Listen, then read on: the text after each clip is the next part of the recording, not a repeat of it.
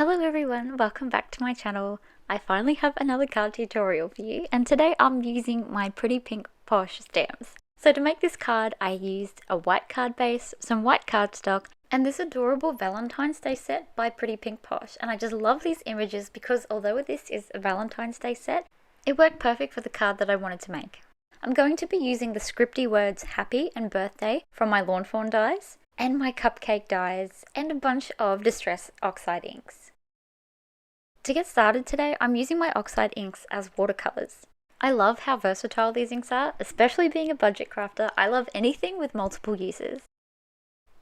So for me, it's as simple as putting some of the ink on my mat and watering it down with a little bit of water on my paintbrush, and then just brushing it onto my cardstock. It's super simple. I wouldn't call it proper watercolor painting. It's like a cheats way of doing it, but I really love the effect. I love the soft look of it. And I really think it just made this card feel so different to my other cards. Here I am mixing some picked raspberry with some worn lipstick for the cupcake icing. I also use these a little bit in the background a bit later. For my cupcake, I'm using tea dye, and then I'll bring in some of the darker browns for the little cupcake base as well. And each time I just do the same thing, just a little bit of water with that Distress Oxide ink, mixing it together, and then brushing it onto my cardstock. I do try to get a little bit fancy here and add some shadows, but I really don't think it made too much of a difference.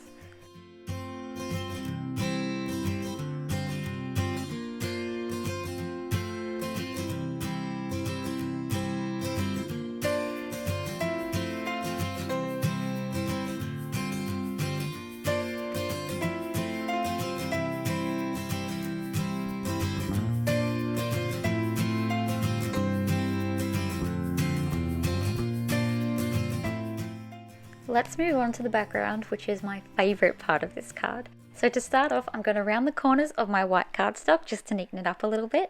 And then we're going to get moving on to the embossed background. So to prep that, I am covering it with the powder from my anti-static tool.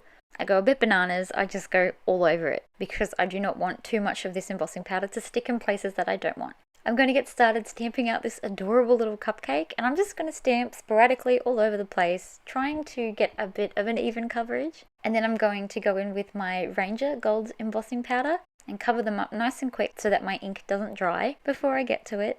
And then I'm going to take it over to my kitchen and do some heat embossing.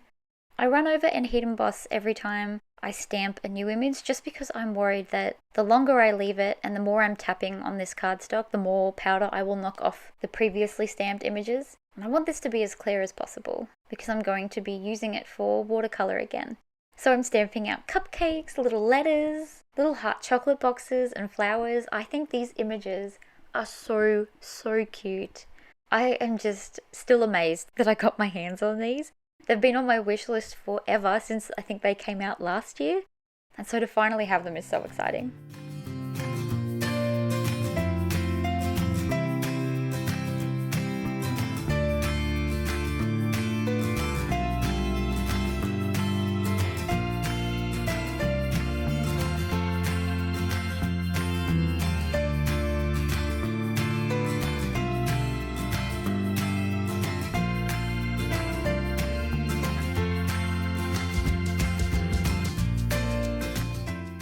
So here is my background completely embossed, and I'm going to start using the same inks that I used before, watered down like watercolors, and I'm going to start filling in these little pictures. I love the way the raised bits of the embossed images kind of holds the water in nicely so that it doesn't really have much of a chance to leak everywhere. And when I apply the watercolor to this, I'm not being overly cautious and I'm not trying to color it in perfectly. I'm kind of going in like a little scribble. I really want kind of like a cartoon, a soft cartoony feeling to this background. I hope that makes more sense as we go along a little bit more.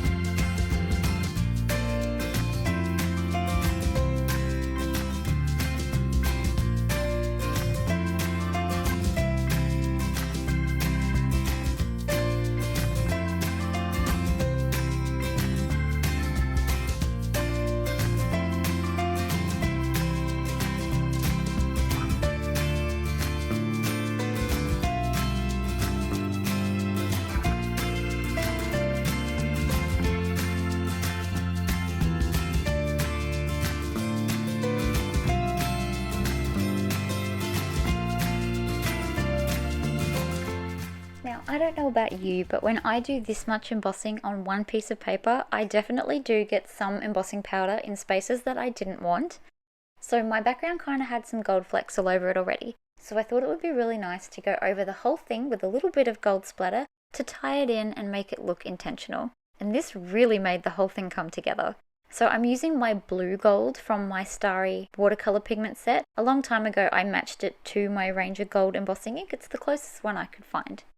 And just to tie in my cupcake that's going to be one of the main pieces on my card, I splattered it with a little bit of the Abandoned Coral Distress Oxide ink that I was using for little bits of my background.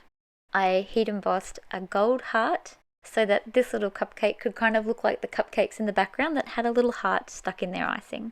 Now I'm giving this a little bit of dimension with my jelly roll pens, with my biggest and juiciest size 1, because this piece is ginormous in comparison to the stamps that I usually use.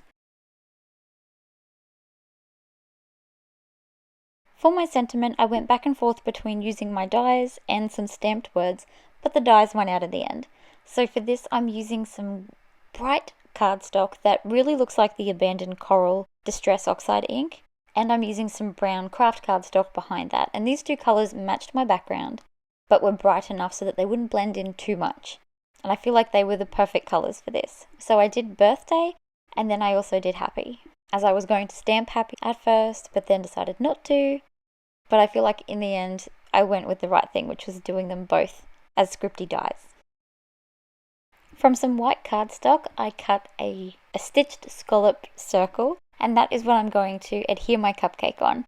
I tried sticking my cupcake onto the background directly, but with the colours all matching, it blended in just a little bit too much. So this white circle breaks it up a little bit, but I am going to splatter it with just a little bit of gold because I can't help it. Everything has to have some kind of sparkle on it, but I feel like that was a good choice. So there goes my cupcake glued down. Now is the time that I'm going to put my double-sided tape on the back of my background because I'm about to start adding a lot of dimension to the front of it.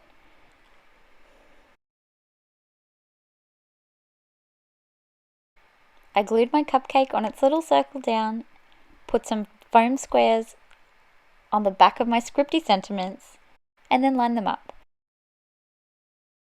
I found as I was sticking them down that I liked the H to overlap on one of the letters for Happy, so I just moved that foam square out of the way so that I could layer them a little bit.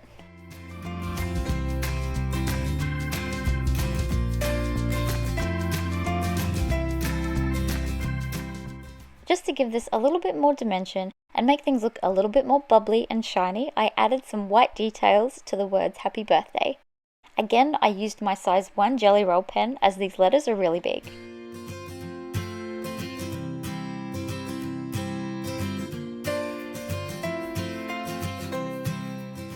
It was then time to stick my card front onto my card base.